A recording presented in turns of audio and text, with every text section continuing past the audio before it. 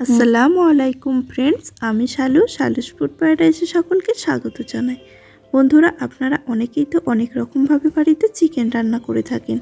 একবার হলো আমার মতো এই পদ্ধতিটা ট্রাই করতে পারেন, আশা করছি সকলের খুব ভালো লাগবে।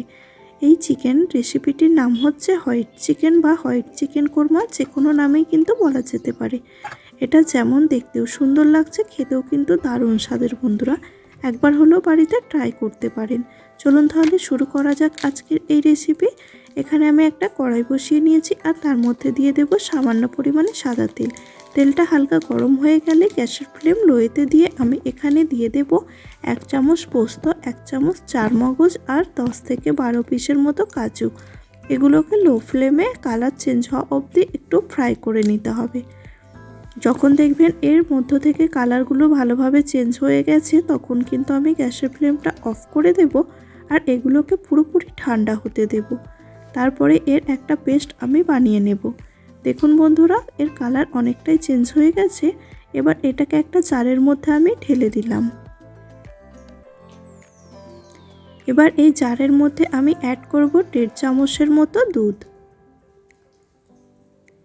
এবার একটা স্মুথ পেস্ট বানিয়ে নিতে হবে।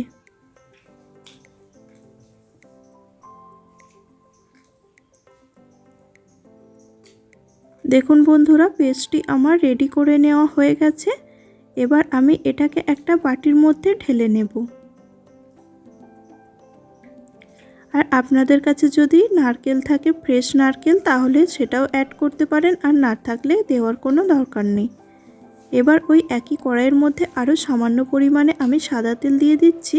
তেলটা হালকা গরম হতে আমি ওর মধ্যে দিয়ে দেব কেটে রাখা পেঁয়াজ। এখানে আমি 3টে মিডিয়াম সাইজের পেঁয়াজ নিয়েছিলাম, সেগুলোকে পাতলা করে কেটে জল দিয়ে ভালোভাবে ধুয়ে জল ঝরিয়ে নিয়েছিলাম। এবার তেলের মধ্যে দিয়ে দিলাম। মিডিয়াম টু হাই ফ্লেমে এইগুলোকে ফ্রাই করে নেব। আর খুব বেশি কিন্তু ফ্রাই করব না। যখন পেঁয়াজের কালার একটু চেঞ্জ হয়ে আসবে, যখন দেখবেন একটু পেঁয়াজের মধ্যে পিঙ্কি ভাব চলে এসেছে, তখনই কিন্তু গ্যাসের ফ্লেমটা অফ করে এটাকে ঠান্ডা হতে দেব। পেঁয়াজ বন্ধুরা ঠান্ডা হয়ে গেছে। এবার একটা জারের মধ্যে আমি এটাকে নিয়ে নিলাম। এবার আমি এর মধ্যে অ্যাড করে দেব সামান্য পরিমাণ টক দই। এখানে প্রায় হাফ বাটির মতো আছে টক দই। 500 গ্রাম চিকেনের জন্য আমি এখানে হাফ বাটি টক দই অ্যাড করলাম। এগুলোকেও এবার ভালোভাবে পেস্ট করে নেব। দেখুন, একটা স্মুথ পেস্ট আমার রেডি হয়ে গেছে। এটাকেও একটা বাটির মধ্যে আমি ঢেলে নেব। এবার বন্ধুরা চলে যাব পরের স্টেপের দিকে। ওই একই কড়াইয়ের মধ্যে আমি আরও কিছুটা পরিমাণ সাদা তেল অ্যাড করে দিলাম। এখানে প্রায় 2 টেবিল চামচের মতো সাদা তেল নিয়েছি। আর এখানে আছে কিছুটা পরিমাণ গোটা গোল, একটা তেজপাতা, 4টে আছে এখানে এলাচ আর সামান্য পরিমাণ দালচিনির টুকরো। এগুলোকে তেলের মধ্য দিয়ে কিছু সেকেন্ডের জন্য ফ্রাই করে নেব। যখন এর মধ্য থেকে সুন্দর গন্ধ বেরিয়ে আসবে, তখনই আমি এর মধ্যে দিয়ে দেব চিকেনগুলোকে ভালোভাবে ধুয়ে কিন্তু জলটা একদমই খুব ভালোভাবে ঝরিয়ে নিতে হবে। দেখুন বন্ধুরা, এখানে আমি চিকেনগুলো অ্যাড করে দিলাম। এবার এই চিকেনের মধ্যে দিয়ে দেব খুব সামান্য পরিমাণে স্বাদ মতো নুন। এবার একটু নাড়াচাড়া করে এটাকে আমি প্রায় মিডিয়াম ফ্লেমে 5 মিনিটের জন্য ফ্রাই করে নেব।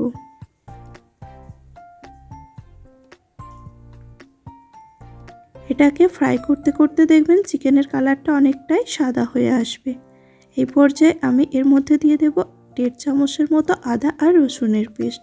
আবারও খুব ভালোভাবে এটাকে কষিয়ে যেতে হবে। এখন কিন্তু গ্যাসের ফ্লেমটা মিডিয়ামে দিয়ে দিতে হবে, না হলে কিন্তু চিকেনের সঙ্গে আদা রসুন দেওয়া হয়েছে, তার জন্য আদা রসুনের পেস্টটি কিন্তু কড়াইয়ের মধ্যে লেগে যেতে পারে। তাই জন্য গ্যাসের ফ্লেমটা এখন মিডিয়ামে দিয়ে দিতে হবে। 2 থেকে 3 মিনিটের মতো এটাকে মিডিয়াম ফ্লেমে ফ্রাই করে নেব। বন্ধুরা, 2 থেকে 3 মিনিট হয়ে গেছে। এবার আমি এর মধ্যে অ্যাড করব পেঁয়াজ আর টক দইয়ের যে পেস্টটি বানিয়েছিলাম সেটা। আবারও খুব ভালোভাবে মিক্স করে নেব। এখন কিন্তু গ্যাসের ফ্লেম আমার মিডিয়ামেই দেওয়া আছে। এটা যত কষাতে থাকবেন, দেখবেন এর থেকে জল আপনা আপনি ছাড়তে শুরু করবে।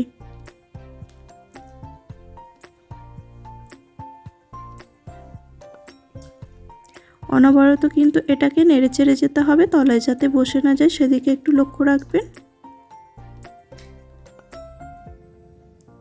আস্তে আস্তে এবার এটা থেকে জল ছাড়তে শুরু করেছে, দেখুন বন্ধুরা। এবার আমি এর মধ্যে সামান্য পরিমাণে দুধ অ্যাড করলাম। আপনারা যখন দেখবেন যে এটা তলায় বসে যাচ্ছে বা লেগে যাচ্ছে, তখন কিন্তু এর মধ্যে অল্প পরিমাণে দুধ অ্যাড করে এটাকে কষাতে থাকবেন। জল কিন্তু ইউজ করবেন না, তাহলে কিন্তু এর স্বাদ ভালো হবে না। এবার এটাকে আমি 10 মিনিটের জন্য লো ফ্লেমে ঢেকে রেখে দিয়েছিলাম। এবার এর মধ্যে কিছু মশলা অ্যাড করলাম। 1 চামচ আছে ধনের গুঁড়ো, 1 চামচ আছে গোলমরিচ, আর খুব সামান্য পরিমাণে আছে হলুদের গুঁড়ো। এবার খুব ভালোভাবে এটাকে কষিয়ে নিয়ে আবারও আমি 10 মিনিটের জন্য ঢেকে রেখে দেব লো ফ্লেমে। ফিরে এলাম বন্ধুরা 10 মিনিট পর। চিকেনগুলো খুব ভালোভাবে এবার সফট হয়ে গিয়েছে। এই পর্যায়ে আমি আরেকটু এটাকে কষিয়ে নিচ্ছি। প্রয়োজনে আপনারা অল্প অল্প করে এখানে দুধ অ্যাড করতে পারেন যদি অনেকটা বসে যায়।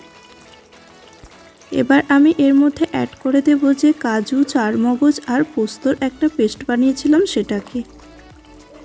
আবারও খুব ভালো করে মিশিয়ে নেব। এখানে আমি পুরোটাই দিয়ে দিলাম। 500 গ্রাম চিকেনের জন্য যতটা পরিমাণে যা কিছু নিয়েছিলাম সেগুলো সবই অ্যাড করে দিলাম। আবারও খুব ভালোভাবে এটাকে কষিয়ে নেব। এবার আমি এর মধ্যে আরও সামান্য পরিমাণে দুধ অ্যাড করলাম যাতে গ্রেভিটা হালকা পাতলা হয়। এবার এটাকে ঢেকে রেখে দেব 2 মিনিটের জন্য লো ফ্লেমে। ফিরে এলাম বন্ধুরা 2 মিনিট পর। এবার কিন্তু রান্নাটা আমার পুরোপুরি কমপ্লিট হয়ে গেছে। এখানে আমি আর দুটো জিনিস অ্যাড করব, সেটা হচ্ছে সামান্য পরিমাণে দেব কেওড়া ওয়াটার। এখানে 1.5 চামচের মতো দিলাম, ছোট চামচের। আর বন্ধুরা এর মধ্যে দিয়ে দেব একটা স্পেশাল গরম মশলা। বন্ধুরা আমি 3টে এলাচ, সামান্য পরিমাণ জয়ফল, সামান্য পরিমাণ জয়িত্রী নিয়ে এরকম 1/2 চামচের মতো পাউডার বানিয়ে নিয়েছিলাম।